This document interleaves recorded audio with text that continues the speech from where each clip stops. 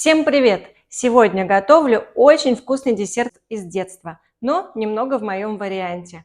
Увидела в магазине сегодня трубочки, но они в упаковке мягкие, совсем не то, что было раньше. Решила приготовить сама. И, конечно же, поделиться рецептом с вами. Давайте готовить вместе. Для теста разбиваю в миску 3 яйца комнатной температуры. И, конечно же, как всегда, весь рецепт с ингредиентами и с их количеством вы найдете в описании под видео. Добавляю щепотку соли и все это перемешиваю миксером. Можно ручным миксером, можно венчиком. Нам не нужно пышности, мы не бисквит взбиваем, поэтому чем удобно, тем и работайте.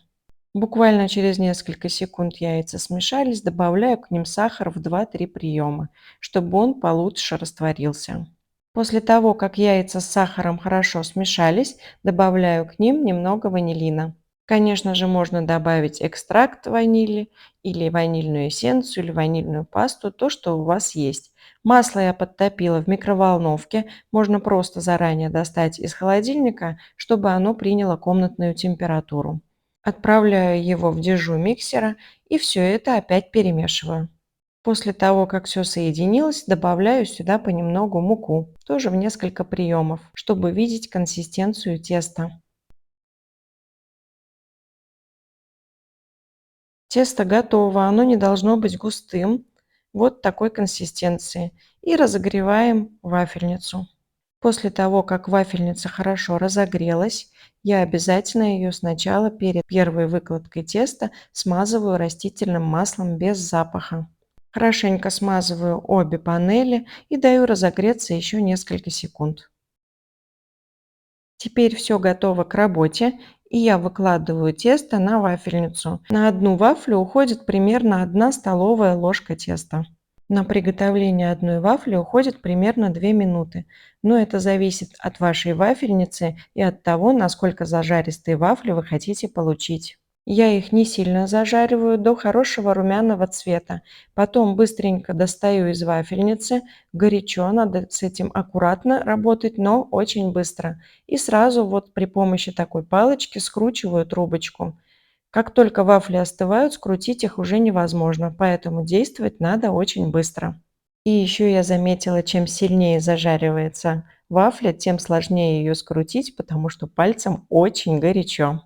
И когда скрутили трубочку, не нужно сразу доставать из нее палочку. Пускай она остынет в таком состоянии, пока не приготовится следующая вафля. Так трубочки получаются ровные, без всяких перекосов. И вот за несколько минут у нас получилась вот такая гора трубочек. Их уже можно есть, они очень вкусные, очень ароматные, но мы, конечно же, их будем начинять кремом. А для крема я взяла сковородку с толстым дном. Конечно же, можно сварить крем и в кастрюле, и в сотейнике, в чем вам удобно. У меня антипригарная сковородка с толстым дном. Разбиваю сюда яйца, добавляю сахар сразу весь, наливаю сюда же молоко. Жирность молока в данном случае не важна. У меня сегодня 2,5%. Немного молока я оставляю и наливаю его в крахмал для того, чтобы размешать его и не было комочков.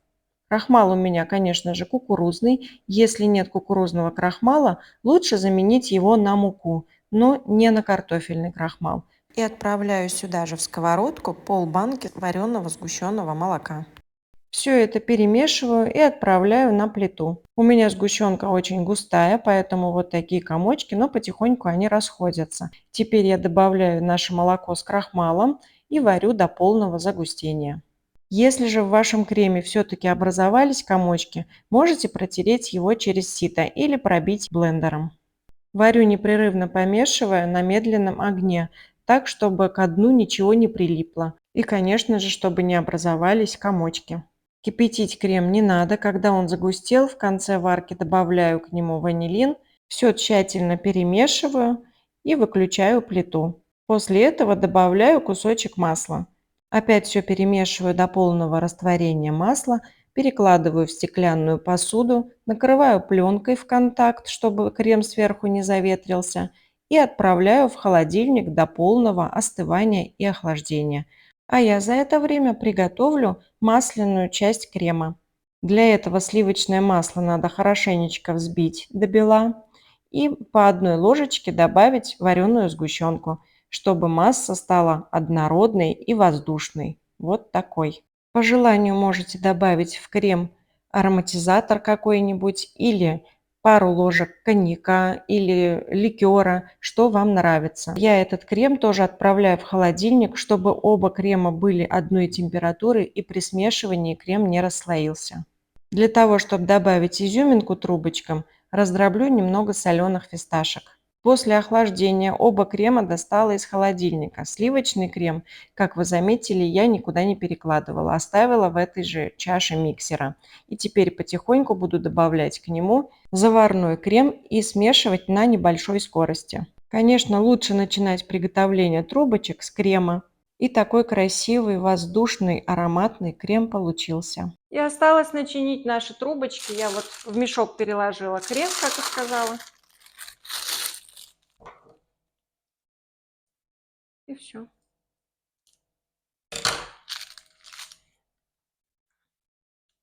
Прям так, без насадки. Буду наполнять. Крема не жалеем. И вот так буду набирать все трубочки крема.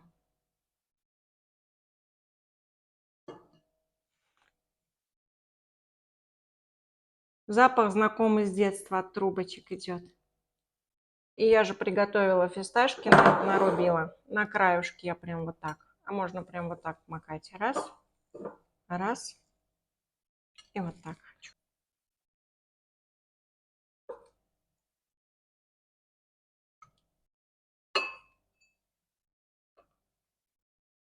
И вот такая гора вкуснятины у нас сегодня получилась. Фисташки, как я уже сказала, по вкусу. Мне здесь они очень нравятся, потому что вот этот солененький вкус дает такую изюминку сладкому десерту. Очень вкусно получается.